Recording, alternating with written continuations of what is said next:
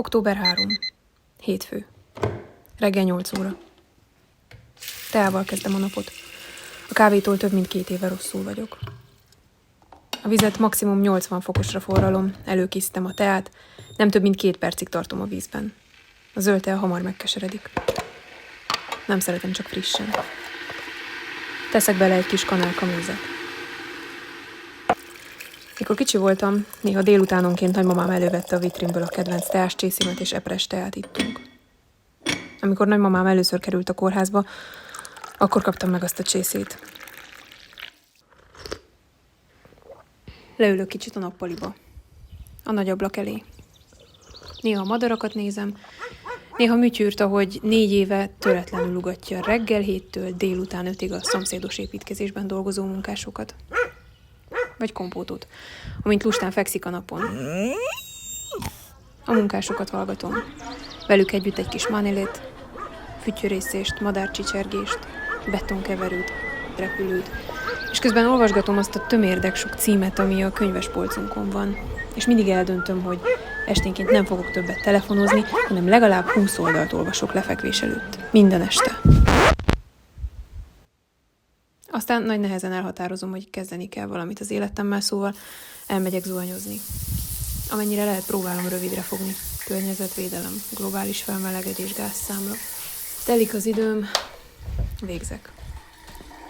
Szólít anyukám. Köpenyben törölközővel a fejemen lemegyek. Anyukám áll előttem. Az asztalnál édesapám és kisebbik öcsém. 4 órája halt meg nagymamám.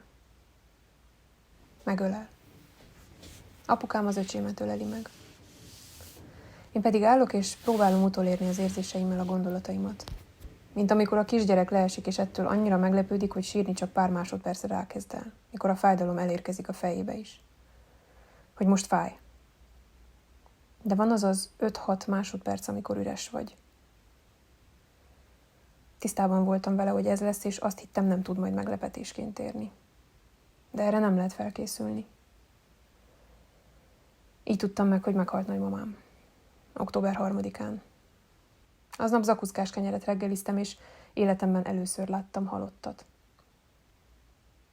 Aztán az a nap sok mindenről szólt. Kiállított halotti papír, haláluka, melyik ruhában legyen eltemetve, a polgármester hivatal, temető, temetés, programozása, kápolna, lefoglalása, templom, van-e még hely a sírban, hány méterre van az utolsó koporsó, sírásokkal beszélni, koporsót kiválasztani, muszáj csak késlegyen, nincs más, koszorút rendelni, virágot, gyászjelentést, újságban meghirdetni, rokonokon, barátokon, szólni, papot felkérni.